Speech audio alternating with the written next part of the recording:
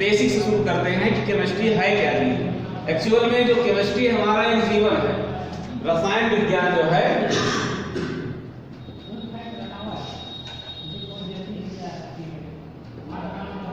रसायन विज्ञान हमारा एक लाइफ है। लाइफ क्यों है, लाइफ इसको क्यों कहेंगे, इसका एक बहुत बड़ा रीजन है कि जब हम लोग सुबह सोकर उठते हैं तब से और जब सोने जाते हैं तब तक हमको इसका ज्यादा सहारा लेना पड़ता है। एक एक आदमी के जीवन में इसका बहुत बड़ा योगदान है। आप उतना फिजिक्स उतना बायोलॉजी के बारे में नहीं ध्यान देंगे जितना कि आपके जीवन में ये योगदान देता है।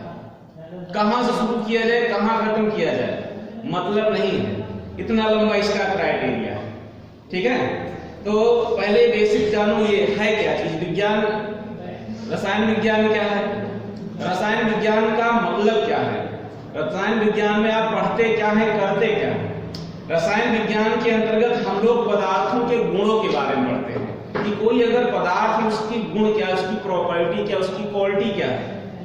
जैसे आपके अंदर दौड़ने की क्षमता है, किसी के अंदर लॉन्ग जंप की क्षमता है, भाई जानेंगे नहीं तब तक कैसे पहचानेंगे किसके अंदर कौन सी क्वालिटी है।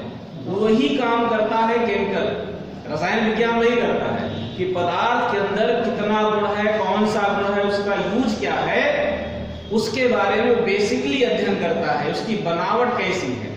अब जैसे हमको मालूम ये बोर्ड है, व्हाइट बोर्ड है। अब व्हाइट बोर्ड जो बना ये अकेले व्हाइट बोर्ड से तो बना नहीं है, इसमें भी कई कंपोनेंट लगे हैं, लकड़ी लगा है, सरमाइका लगा है, रिवेट लगा है। तो इसका जो घटक है वही हमको समझना होता है, और वो अगर आप उसके बारे में जान गए वही आपके लिए रसायन है। रसायन विज्ञान का जो जन्मदाता है, ये क्वेश्चन पूछा जाता है कि किसको कहा जाता है, लेकिन यहाँ से दो क्वेश्चन बनता है, एक रसायन विज्ञान का आधुनिक जन्मदाता और एक रसायन विज्ञान का प्राचीन जन्मदाता। जैसे कहा जाए, बताइए, अपने गांव में पहले साबुन नहीं था, लोग कपड़ा रेह से धोते थे, रेह। अब वो रेह किसने खोजा हमको नहीं मालूम, आपको भी नहीं मालूम है, शायद हमारे पूर्वजों को भी नहीं मालूम था।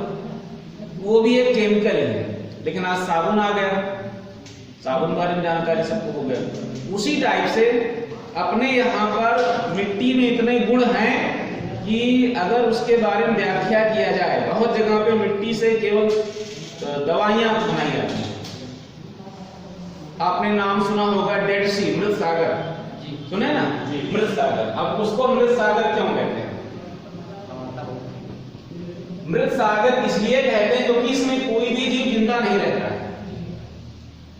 क्यों नहीं जिंदा रहता, इसमें साल्ट की मात्रा ज्यादा है, इसमें नमक की डेंसिटी इतना ज्यादा है कि अगर कहे कि हम इसमें डूब करके सुसाइड कर ले तो संभव नहीं है। इतना ज्यादा घनत्व है कि इसमें कोई भी चीज डूब नहीं पाता। हाँ, इसमें तैरेगा, डूब नहीं सकता है। तो जिस भी आदमी को चर्म रोग होता है वो अगर इसके मड में, इसके कीचड़ में नहाए, इसके कीचड़ को अपने शरीर पर लेपन करे तो बहुत सारी बीमारियां दूर होती हैं। आपके जम्मू कश्मीर में भी ऐसा एक छोटा सा तालाब है, दूर मत जाइए, अपने अयोध्या में खजुआ कुंड है, खजुआ कुंड है ना, कहते खजुली होती है, आप उसमें नहा लीजिए, ठीक हो जाता है। पता नहीं उसका क्या महत्व है, उसका क्या महत्व है वो नहीं मालूम हमको, लेकिन ये रीजन क्या है, साल्ट।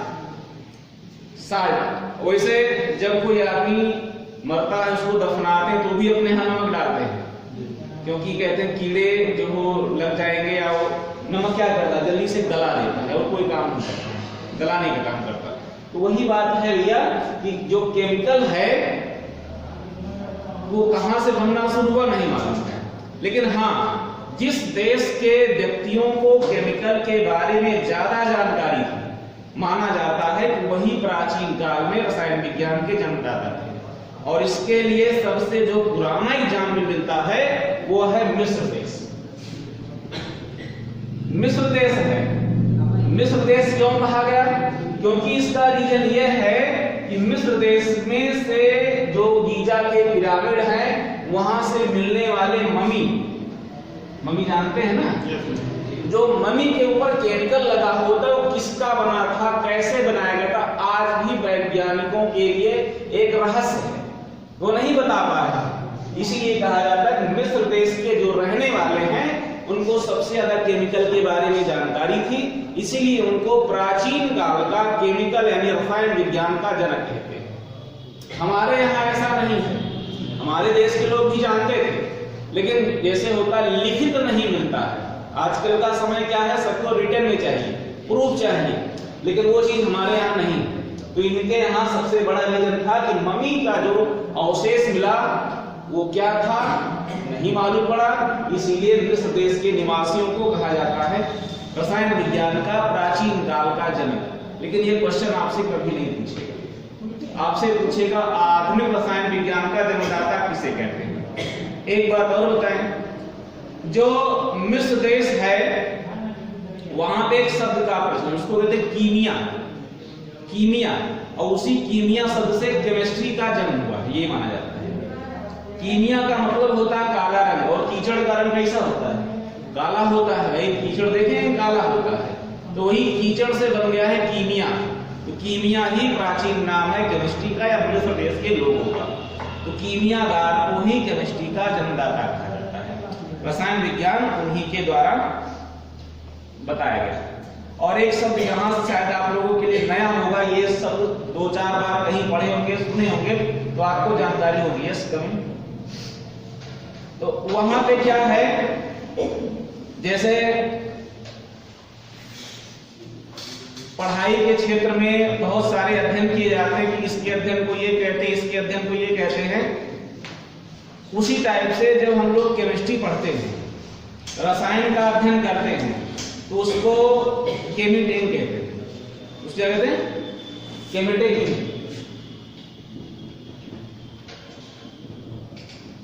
केमिटेक किंग के नाम से जाना जाता है। रसायन का अध्ययन कहलाता ही। ये भी नहीं आपको याद रखना है, कभी आपसे क्वेश्चन नहीं मिलेगा, केवल वैसे जानकारी के लिए आपको बताएगा। जानकारी रहना चाहिए, जरूरी नहीं है कि हम लोग आधे अधूरे में पढ़ेंगे, पूरी जानकारी रखिए। जब तक आप पूरा डिटेल नहीं जानेंगे, रटने से कुछ नहीं होगा। तो रसायन विज्ञान का आविष्कार बहुत बड़ा है। जनक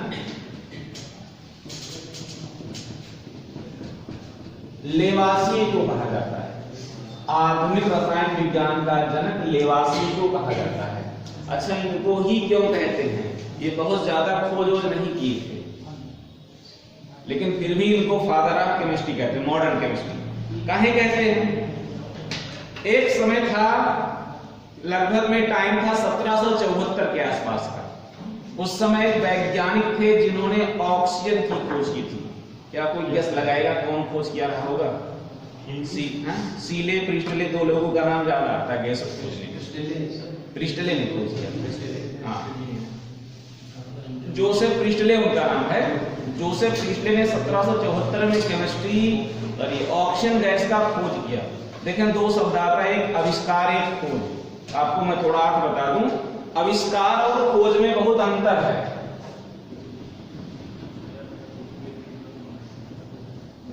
आविष्कार और खोज, आविष्कार का मतलब जैसे मोबाइल है, ये डस्टर है, इसका खोज किया गया, आविष्कार किया गया।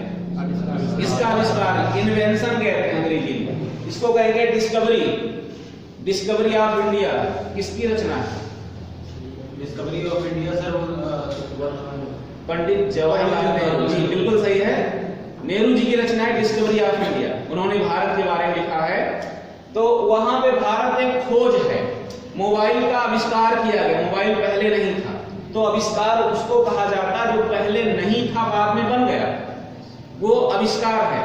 लेकिन जो पहले से मौजूद है, पृथ्वी के बनने के बाद मौजूद है अपने आप, जिसको प्रकृति ने बनाया, अगर हम उसके बारे में लोगों को बताते हैं, वो हमारे लिए क्या होगा? खोज होगा। तो ऑक्सीजन को आदमी ने नहीं बनाया, इसलिए खोज है। तो 1774 में जोसेफ प्रिस्टले ने किसका खोज किया था? ऑक्सीजन का खोज किया। लेकिन ऑक्सीजन के बारे में जो और ज्यादा जानकारियां बताई, इसके गुणों के बारे में अध्ययन जिसने ज्यादा किया, उनका नाम था लेवासी। बहुत सारे लोगों के खोज को इन्होंने बहुत ही प्रूव करके सिद्ध किया कि ये सही चीज है, अच्छी चीज है, और इसीलिए इनका नाम उसमें रख दिया गया फादर ऑफ केमिस्ट्री। लेकिन उनको कहा जाता है इसके बारे में अध्ययन। इनका एक सिद्धांत भी काफी फेमस है। इनका सिद्धांत क्या है, जिसको हम लोग कहते हैं द्रव्यमान संरक्षण का सिद्धांत। इनका सिद्धांत ये है, 1775 के आसपास इन्होंने दिया था द्रव्यमान संरक्षण का सिद्धांत। इसमें क्या होता है कि संसार की सभी वस्तुएं स्थिर रहती है। स्थिर का मतलब उनका ना तो वैल्यू घटता है ना तो बढ़ता है, सब कांस्टेंट होता है। इसको ऐसे समझिए कि हम ना तो कोई चीज बना सकते हैं ना ही बिगाड़ सकते हैं, केवल उसका स्वरूप बदल सकते हैं। अब जैसे देखा जाए, आप जलाते हैं लकड़ी को, कार्बन है लकड़ी, कोयला है लकड़ी, हड्डी है लकड़ी, बहुत सारी चीजें हो सकती हैं। ये लकड़ी को हमने जला दिया, जलाने पर क्या बना, कार्बन डाइऑक्साइड बना। हमने कुछ नया नहीं बनाया, जितना ये है उतना ये है, केवल स्वरूप चेंज किया, उसका गुण बदल गया और कोई नया काम नहीं हुआ। तो जहां पर किसी पदार्थ को हम नष्ट नहीं कर सकते हैं, केवल उसके स्वरूप को चेंज कर सकते हैं, वही संरक्षण का नियम होता है, द्रव्यमान संरक्षण का नियम। इसको कैसे सिद्ध किया उन्होंने कहा अगर कार्बन आप 12 ग्राम लेते हैं, इस कार्बन का परमाणु भार 12 ग्राम, ये ऑक्सीजन गैस अगर ऐसे अकेले को लिखा जाएगा तो ये ऑक्सीजन का परमाणु होगा ना कि गैस होगा। ये ऑक्सीजन गैस हो गया है। एक ऑक्सीजन परमाणु जो है इसका जो वजन होता है वो 16 ग्राम होता है, 2 हो गया तो 32 ग्राम, तो 32 12 हो गया 44 ग्राम। अब ये 44 ग्राम हमने लिया कार्बन और ऑक्सीजन गैस को, इसको हमने जलाया, बर्न किया, क्या बना, कार्बन डाइऑक्साइड। देखा गया यहाँ पे कार्बन 12 और फिर से वही 32 है बराबर 44। इसमें कहां कुछ हुआ, ना घटा इसमें ना कुछ बदला।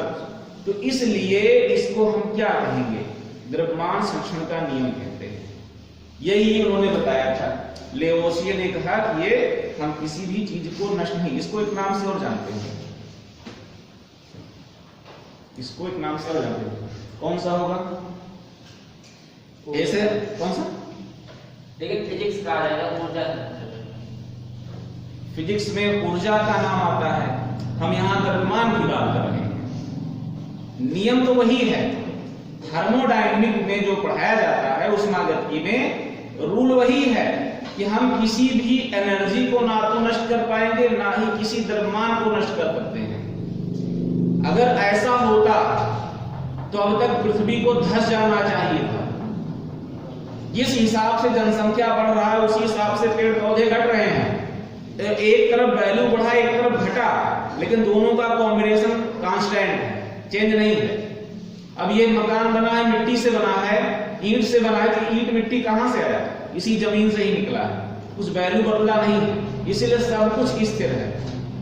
आप जानते हैं राई का छोटा सा दाना डालेंगे बड़ा सा पौधा निकलेगा, आम का छोटा सा गुठली होगा बड़ा सा पौधा निकलेगा, वो सब कहां से आता है, इसी जमीन में से तो निकल रहा है। इसका मतलब है कि वैल्यू नहीं चेंज होगा, इनका मान नहीं बदलेगा, केवल उनका प्रारूप, उनका स्वरूप, उनका रंग रूप, आकार ही बदलेगा। तो यही नियम है जिसको कहा जाता है द्रव्यमान संरक्षण का नियम। लेवोसिये ने दिया था और इसीलिए इनको रसायन विज्ञान का जनक या पिता भी कहते हैं।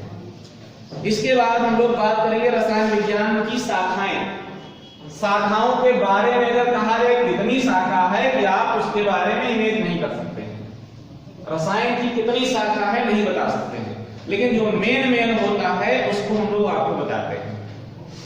एक होता है अकार्बनिक यानी इनऑर्गेनिक, दूसरा होता है कार्बनिक।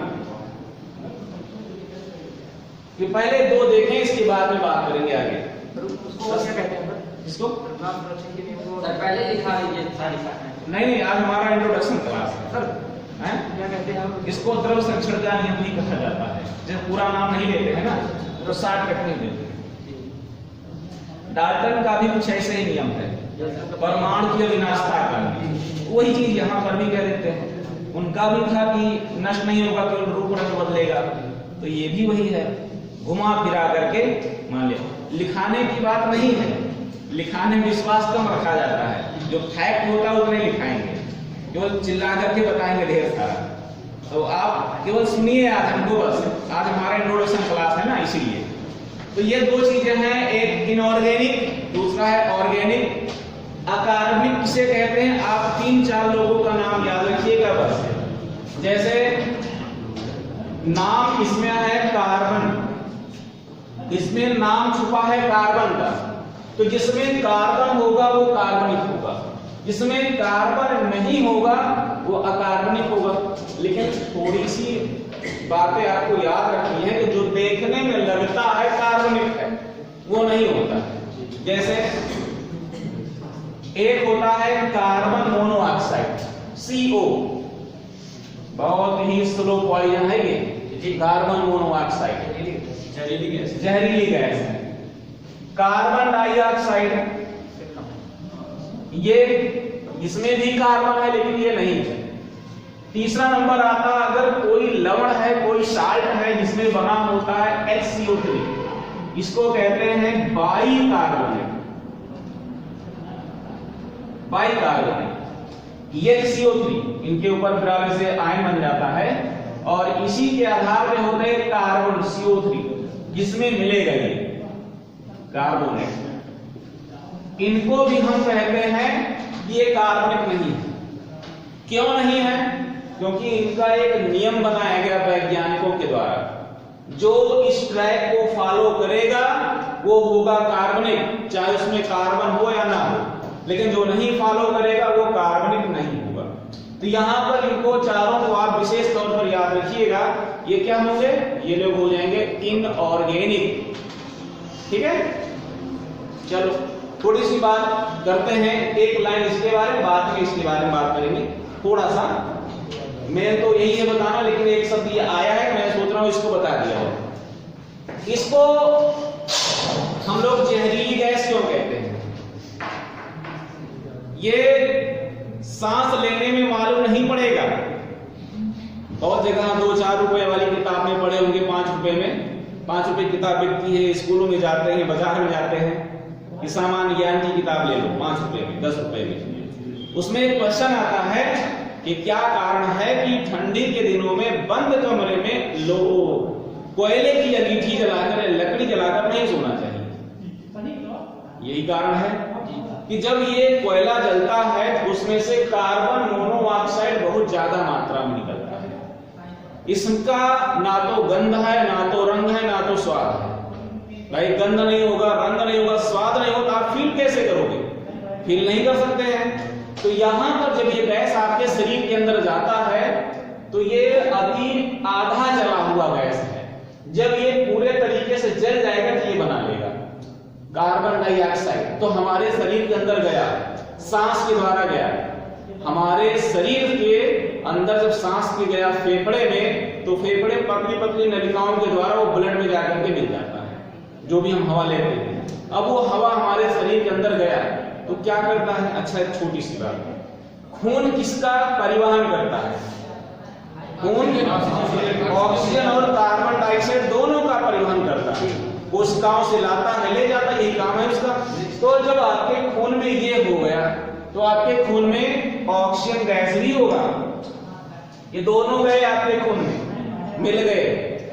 इसने क्या किया? यहां से ऑक्सीजन का एक परमाणु लेकर के बना दिया कार्बन का डाइऑक्साइड। आपके शरीर में ऑक्सीजन की कमी हो गई है, खून में ऑक्सीजन कम हो गया। जब कोशिकाओं में ऑक्सीजन की कमी हो जाएगी तो एक जो प्रक्रिया होती है मेटाबॉलिक की, उपापचय की क्रिया, वो बहुत स्लो हो जाता है, सही तरीके से काम नहीं करेगा और धीरे धीरे दम घुटना शुरू होगा और आदमी की मृत्यु हो जाएगी। यही कारण है, इसको स्लो पॉइजन कहते हैं। और भी बहुत सारी बातें इसके बारे में, जब गैसों के बारे में पढ़ोगे आपको तो जानोगे। तो ये लोग भैया 4 लोग हैं, carbon monoxide, carbon dioxide, bicarbonate और कार्बोनेट। ये चारों को हम कहेंगे इनऑर्गेनिक। इसके अलावा जिस भी पदार्थ का मुख्य घटक कार्बन हो, हाइड्रोजन हो, साथ में कुछ मात्रा में ऑक्सीजन मिल सकता है, सल्फर मिल सकता है, नाइट्रोजन मिल सकता है और हाइड्रोजन मिल सकता है, जिसमें ये मुख्य होता है उनको हम कहते हैं कार्बनिक। ये लोग भी होंगे, इनको भी हम कार्बनिक कहेंगे। Oxygen, sulphur, nitrogen, hydrogen. Hydrogen का मतलब होता है वैसे फ्लोरीन, ब्रोमीन और आयोडीन। इसको हटा दीजिए, मेन यही तीन माने जाते हैं, क्लोरो, ब्रोमो, आयोडो। ये चीजें हैं ऑर्गेनिक में। अच्छा, ये तो हो गया ऑर्गेनिक। एक आध एग्जाम्पल देखा जाए, जैसे मेथेन गैस CH4 है। अब ये आपका कार्बनिक है, एथिलीन। एथिलीन जो है जिसमें ईन होगा, ध्यान देना, उसको हम लोग इस सूत्र से पहचानेंगे, जिसमें ईन होगा। और जिसके नाम में ईन नहीं होगा, एन होगा, उसके लिए ये वाला फार्मूला यूज करते हैं। जिसमें आइन होगा उसमें ये वाला फार्मूला यूज करते हैं। ये है एन, ये है ईन, और ये हो गया आइन। एन, ईन, आइन नाम से पहचान लेंगे। तो ये आगे कैसे पढ़ा जाएगा इसका, एन, ईन, आइन, उसको हम लोग देखेंगे, क्योंकि थोड़ा सा लंबा टाइम खींच जाएगा वहां से वो।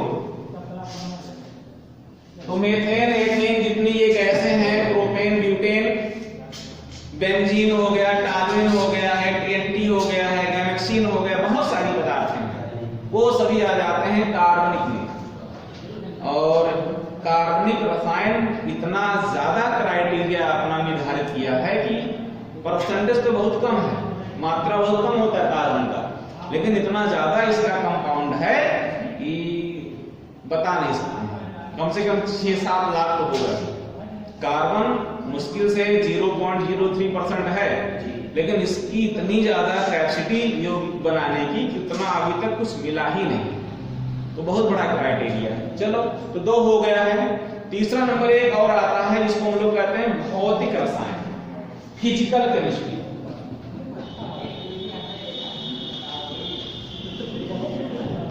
भौतिक रसायन। अब भौतिक रसायन क्या है? पूछ तो नहीं रहे आप लोग? पता नहीं, लोग पूछ जाते हैं सुनते सुनते। भौतिक रसायन का क्या है नियम? इसमें नियम और सिद्धांत, कोई पदार्थ काम क्यों करेगा, कैसे करेगा। जैसे फिजिक्स का मतलब क्या होता है, वो केवल नियम बनाता है, वो नियम बनाता है। तो नियम इसमें जो बनाएगा वो होगा, किसके लिए बनाएगा, इनके लिए बनाएगा। कौन पदार्थ किस नियम पे काम करता है, क्यों काम करता है, वो जिसमें अध्ययन करते हैं उसी को कहते हैं भौतिक रसायन। ठीक है। इसके बाद आता है औद्योगिक रसायन। हमने कहा बहुत क्षेत्र है, बताएंगे कम से कम 1 घंटा लगेगा उसको बताने में, कितना क्षेत्र है इसका। फिर मोटा मोटा बता दे रहे हैं जो ज्यादा इंपॉर्टेंट लगता है। इंडस्ट्रियल केमिस्ट्री में क्या होता है, केमिकल बनाया जाता है, जैसे साबुन, क्रीम जितनी है वो सब इसी बनाया जाता है। और क्या बना सकते हैं, सिंथेटिक तेल वगैरह हो जाता है, फेस वॉश, क्रीम, साबुन, दवाइयां, वो आ जाएगा आपका मेडिकल में। औषध रसायन में आ जाता है, केमिकल रसायन में, कृषि रसायन में आता है, इसे खाद बीज का शोधन करते हैं, या पेस्टिसाइड्स बनाया जाता है, वो उसमें आ जाता है। वैश्लेषिक रसायन एक आता है। वैश्लेषिक इसमें एनालिसिस किया था, आपने देखा होगा कि जैसे आप ब्लड का सैंपल निकलवाते हैं, डॉक्टर के यहाँ जाते हैं, हमारा ब्लड चेक कर लीजिए, तो क्या करता है, एनालिसिस करता है, देखता उसमें क्या कमी है, क्या ज्यादा है। उसी प्रकार से जैसे मान लीजिए कोई अज्ञात वस्तु आपको मिल गया, कहते हैं फॉरेंसिक लैब भेजा जा रहा है। अब फॉरेंसिक लैब में क्या होता है, पदार्थों का एनालिसिस करते हैं, उसका एक कोना निकालेंगे, काटेंगे, केमिकल डालेंगे, पता करेंगे है क्या, किससे मिलकर बना। CID बहुत देखे होंगे आप लोग, देखे हैं कुछ एपिसोड? नहीं देखते हैं, देखे होंगे, बहुत ज्यादा फेमस है।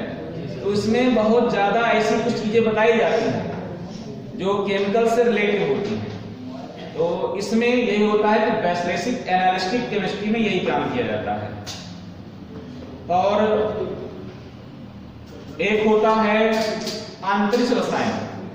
अब इसमें क्या होगा, अंतरिक्ष रसायन में जो एस्ट्रोनॉट होते हैं, अब इसको याद करिएगा कि जो अंतरिक्ष यात्री होते हैं उनको किस नाम से जानते हैं, एस्ट्रोनॉट। उनके लिए भोजन अलग रहता है, उनके कपड़े अलग होते हैं, तो उनके भोजन, उनके कपड़े, उनके दैनिक वो जो वस्तुएं बनाते हैं वो उस रसायन के अंदर पढ़ा जाता है। तो सबका क्राइटेरिया अलग है, सबके पार्ट्स अलग अलग हैं। ठीक है, चलो कुछ छोटी छोटी बातें आपसे पूछा जाए जो आपको शायद मालूम होगा, नहीं होगा तो हम बताएंगे 2-4 लाइन से। ठीक है, सबसे हल्का एलिमेंट कौन सा है? हीलियम। जल्दबाजी में गलत हो जाता है। सबसे हल्का तत्व कौन सा है? सबसे हल्का लिथियम। अभी नहीं, था तो नहीं, सब तो यही गलती हो जाती है। हाइड्रोजन, सबसे हल्का हाइड्रोजन है। गलती ऐसे होती है, आप सबको मालूम है ये चीज कि सबसे हल्का है क्योंकि उसका एटॉमिक नंबर सबसे छोटा है, लेकिन ये गलती क्यों होती है? हम लोग थोड़ा ओवर में हो जाते हैं। हाँ, हमको आ रहा है, क्योंकि मैं अपना अनुभव बता रहा हूँ कि जो कहते हैं ये हमको आ रहा था लेकिन गलत हो गया, तो ऐसे ही होता। हम लोग जल्दबाजी में, हड़बड़ी में गलती कर जाते हैं, ओवर। तो आपको उस पर कंट्रोल रखना है। और अगला बताना है, कमरे के ताप पर ऐसी कौन सी धातु है जो द्रव होती है? कौन सा? पारा, यानी Hg। पारे का संकेत बहुत बार पूछा गया है, पारा हो गया है। कुछ और मिलेगा इसके अलावा? इसके अलावा और भी हिंदुस्तान में 2 धातुएं और पाई जाती हैं। शीशा नहीं, शीशा नहीं मिलता। शीशा ये है लेड, इसके अलावा एक मिलेगा आपको गैलियम। गैलियम भी है, लेकिन गैलियम का नाम बड़ा खतरनाक है क्योंकि ये सेमी मेटल में आता है, मतलब ना पूरे तरीके से धातु है ना उपधातु। लेकिन ज्यादातर जो पूरे ब्रह्मांड में, पूरे विश्व में पाया जाता है वो यही है कि पारा। तो चलो धातु, और कौन सी अधातु है जो द्रव अवस्था में होता है? पारा एक धातु, द्रव अवस्था में धातु पाया जाता है। तो कौन सी अधातु है जो द्रव अवस्था? जानते हैं, अभी हम लिखेंगे, आप लोग कहोगे हाँ इसको जानते हैं। ब्रोमीन। ये नीले रंग की होती है और ये थर्मामीटर देखे होंगे, चमकदार रहता है। ये धातु है और ये है अधातु।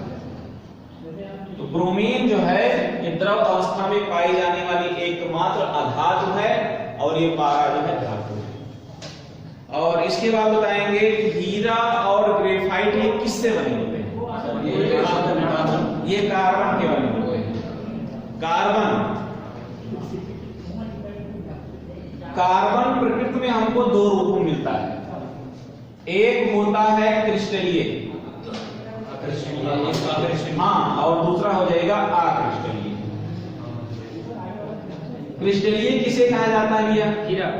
नहीं, एग्जाम्पल नहीं, किसे कहते हैं आप समझिए, जो हम कह रहे हैं उसको समझोगे। जिसकी बनावट फिक्स होती है, जिसको कहा जाए, जिसका दिमाग में आपके साइज से बन जाए, वो होता है क्रिस्टलीय। जैसे आप बताओ ईंट कैसा होता है, दिमाग में शायद छवि बन गई होगी। साइकिल आपकी कैसी है, छवि बन गया। लेकिन अगर हम कहें बताओ पानी कैसा है, तो आप कोई बोतल में सोच रहा होगा, कोई गिलास में सोच रहा होगा पानी, वहां पे उनका आकार फिक्स नहीं है। सही बात है ना भाई? कोई बोतल में सोच कि पानी ऐसा है, किसी का दिमाग तालाब में चला गया होगा, तो सबके लिए अलग अलग वैल्यू है। तो जिसकी बनावट फिक्स होती है उसको क्रिस्टलीय कहते हैं, जिसकी बनावट फिक्स नहीं होती उसको अक्रिस्टलीय कहते हैं। और इसके अभी 3 रूप प्राप्त हुए हैं, इसको जानकारी में रहना है आपको। 3 रूप मिले हैं इसके। एक है हीरा, इसकी बनावट फिक्स होती है। दूसरा है ग्रेफाइट और तीसरा नंबर है फ्लोरीन, बंकमिस्टर फ्लोरीन। इसका संकेत C60 होता है।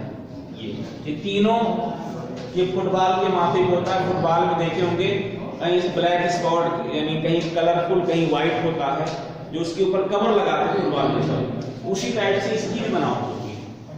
ये क्रिस्टलीय है। और अक्रिस्टलीय मत पूछो कि सर ग्रेफाइट अब की बार आया था सर पेपर में, पेंसिल की नोक में ग्रेफाइट। और भैया एक बात और जानिएगा, ये विद्युत का कुचालक है, ये विद्युत का कुचालक है और ये वाला सुचालक है, ये भी ध्यान देना है। शायद अगली बार ऐसा क्वेश्चन आ जाए। हाँ, इसीलिए कभी स्विच ऑन करके पेंसिल की नोक नहीं डालना चाहिए। रीजन क्या है इसके सुचालक होने का? सुचालक का मतलब होता है जिसमें धारा का प्रवाह हो जाए, संचार हो जाए, उसको कहते हैं विद्युत का सुचालक। और ये कुचालक है, इसमें बिजली नहीं जाएगा लेकिन इसमें चला जाएगा। इसका रीजन हम बता देते हैं। इसमें जो कार्बन होता है उसकी जो बनावट होती है, मेन रीजन है बनावट का। इसकी बनावट षटकोणीय होती है, लेकिन इसकी बनावट में थोड़ा सा चेंजिंग होता है। इसमें इलेक्ट्रॉन एक फ्री होता है और वही फ्री इलेक्ट्रॉन जो होता है उसी के द्वारा एनर्जी इसमें चल जाती है एक साइड से दूसरे साइड में। तो इसमें यही चार चीजें हैं। चार क्या, तीन ही है। अभी इसमें कई टाइप के खोजे जा रहे हैं। ये 1985 में खोजा गया था लास्ट बार, सबसे भी चल रहा है मिस्टर क्यूरी। और आज के लिए में लैम्प ब्लैक, इसको जानते हैं? लैम्प ब्लैक जानते हैं? अरे दीपावली दिन अगले दिन बड़ा मोटा मोटा लोग काजल लगाते हैं, वही है। पहले मिट्टी तेल हुआ करता तो वो लालटेन वगैरह जलाते थे, उसमें जो काली इकट्ठा होता था वही है लैम्प ब्लैक, है ना। और क्या आता है? कालिक या काजल जो होता है वो भी यही है। कार्बन गैस,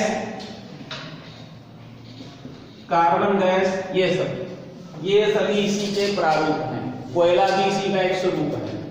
अच्छा, कोयला कितने प्रकार का? 4 प्रकार का। पीट कोयला यानी पिटवा कोयला, पीट कोयला, लिग्नाइट, एंथ्रासाइट, एक होता है भूरा कोयला। 4 टाइप का कोयला होता है, उसको हम लोग बाद में पढ़ेंगे। मेरे हिसाब से मुझे अपना क्लास ओवर करना चाहिए। सर वो जो पेट्रोल में सर एक आप भी कहते हैं शीशा, आपको शीशे की मात्रा। हाँ, वो द्रव में शीशा युक्त पेट्रोल जो होता है उसमें डाला जाता है। एक प्रक्रिया होती है, उसको कहते हैं अपस्फोटन। सर यही तो रहता है। हाँ, यही डाला जाता है। ये धातु है, लिक्विड में पैसा है, उसमें मिलाया जाता है। सर पानी के ऊपर कौन सी धातु तैर सकती है सर? पानी के ऊपर कौन सी धातु? देखो, जो शीशा होता है उसमें मिलता नहीं है, वैसे धातु जो होता है वो मिक्स नहीं होता है, क्योंकि दोनों की जो डेंसिटी होती है, घनत्व, वो डिपेंड करता है। मिल सकता है सर? तब तो तैरेगा। तैरेगा वही सर, तैरेगा। हाँ, तब तो तैरेगा। कौन सी है सर? जो भी पानी के घनत्व से कम होगा वो तैरेगा, चाहे जो भी है। सोडियम तो डूब जाएगा क्योंकि उसकी डेंसिटी ज्यादा है। जैसे हम बता दें, जैसे हवा है, हवा, पहले घनत्व शब्द समझ लीजिए क्या है। 1 ग्राम प्रति घन सेंटीमीटर।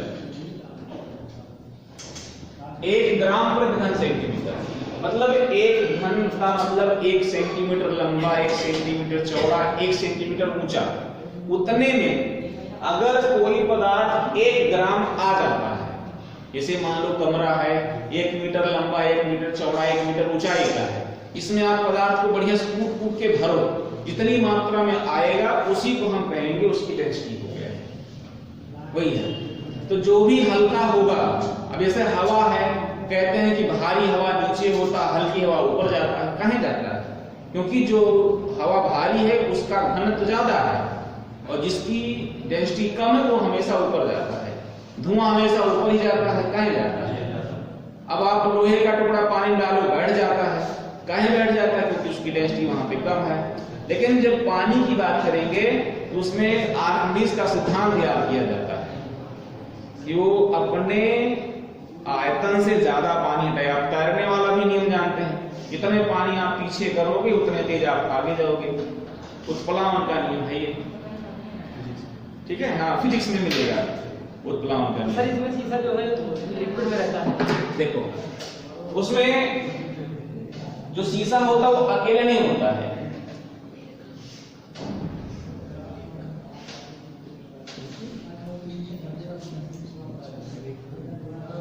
इस रूप में पाया जाता है।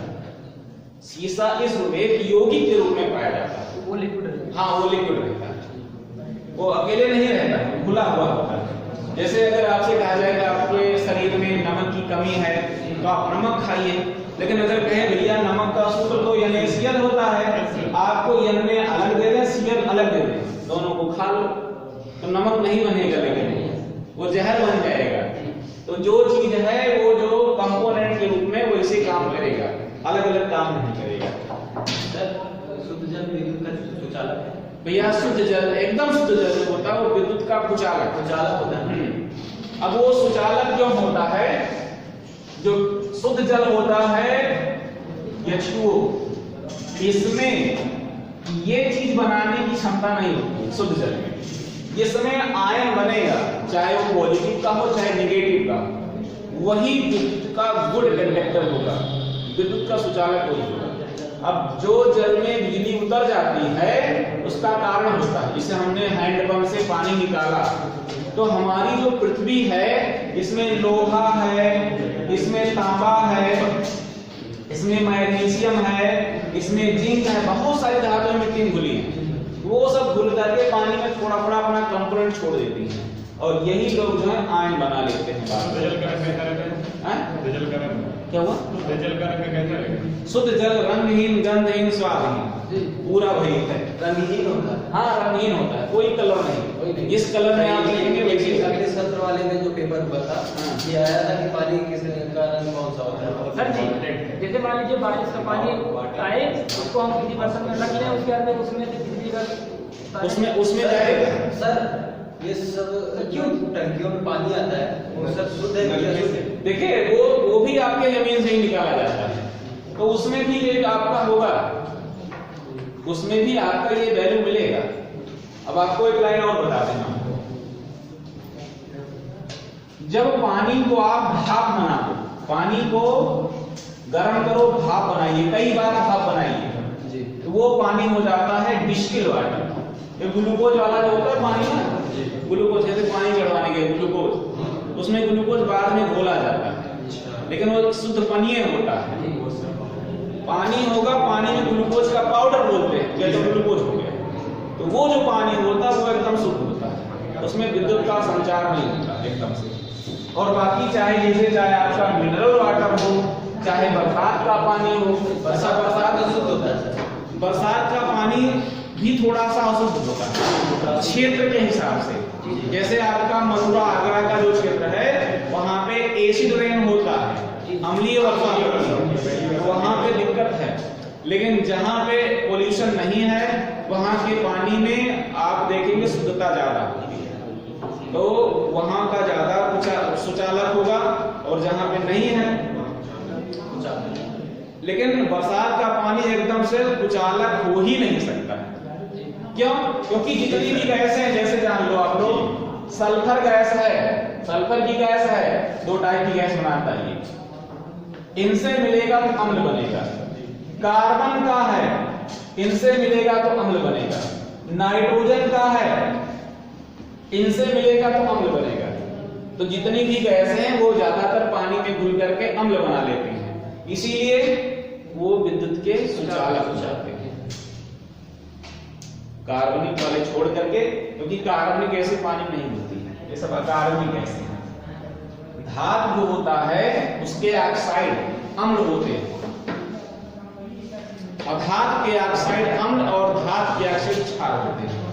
ऑक्साइड का मतलब ऑक्सीजन जुड़ा हुआ, जैसे ये हो गया है कैल्शियम, कैल्शियम के बगल लिख दो O, अगर इसको पानी में घोलेंगे ये बनाएगा क्षार।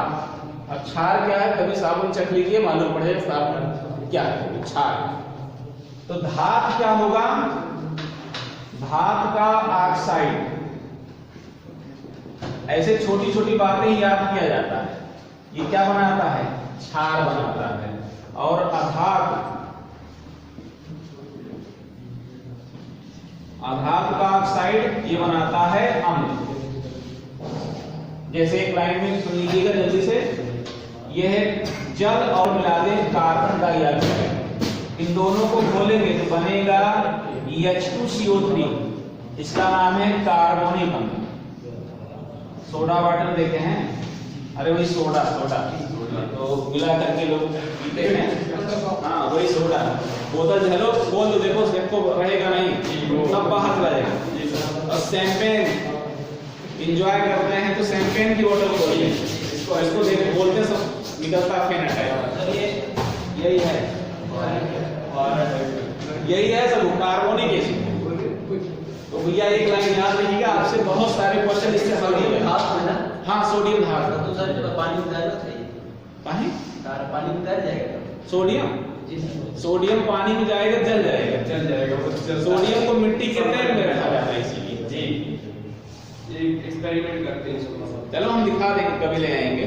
अरे सर ये है ये है जी, सफेद रंग का होता है ना, हल्का कपूर टाइप। मिट्टी के तेल में इसलिए रखा है। और फास्फोरस को पानी में रखा जाता है। ठीक है, आज की मुलाकात बस इतनी।